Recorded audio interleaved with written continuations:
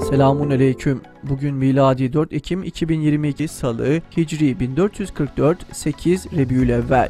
Günün ayeti. Gevşemeyin, üzülmeyin. Eğer gerçekten iman etmişseniz en üstün olan sizlersiniz. Günün hadisi.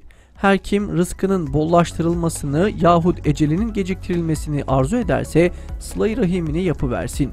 Tarihten haberdar olmak için tarihte bugün neler yaşandı hep birlikte bakalım. 1853 Osmanlı Devleti ile Rusya arasında Kırım Savaşı başladı.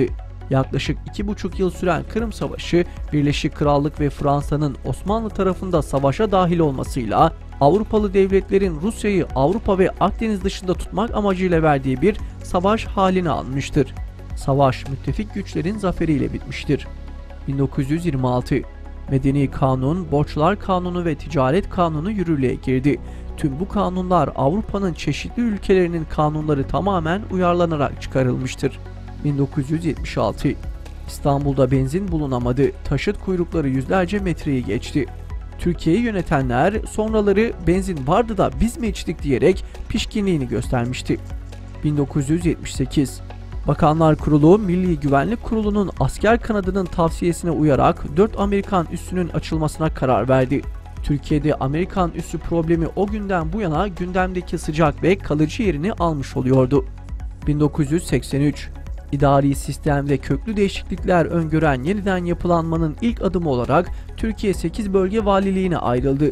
Daha sonra bu kararın uygulanmasından vazgeçilip sadece Doğu ve Güneydoğu bölgelerine has bir şekilde olağanüstü hal bölgesi valiliği kuruldu. 1992 Irak Kürdistan'ındaki Kürt parlamentosu Özerk Federe Kürt Devleti'nin kurulduğunu açıkladı. Özal'ın Cumhurbaşkanlığında Türkiye bu adımı sıcak karşılıyordu ama Türkiye'deki ırkçı yaklaşım gösteren kesimler kıyameti koparmış, Irak Kürtleri düşman ilan edilmişti.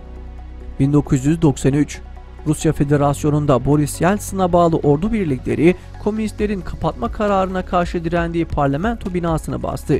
Moskova'da olağanüstü hal ilan edildi. Halkların kurtuluşunu vaat ederek iktidara gelen ve halkı mutlak bir diktatörlükle yöneten komünizm direniyordu. Rusya'nın başkenti Moskova'da ordunun parlamentoyu top ateşine tutması sonucu parlamenterler teslim oldu ve 2 gün süren çarpışmalarda 300'den fazla kişi öldü. 1994 Azerbaycan Başbakanı Hüseynov'a bağlı birlikler Gence'de ayaklandı. Cumhurbaşkanı Haydar Aliyev halkı isyanı bastırmaya çağırdı. İsyan kısa sürede bastırıldı. Hüseyinov Azerbaycan'dan kaçtı. Olayda Türkiye'nin parmağının olduğu iddia edildi. Türkiye ile Azerbaycan arasındaki ilişkilerde bir süre soğuk rüzgarlar esti.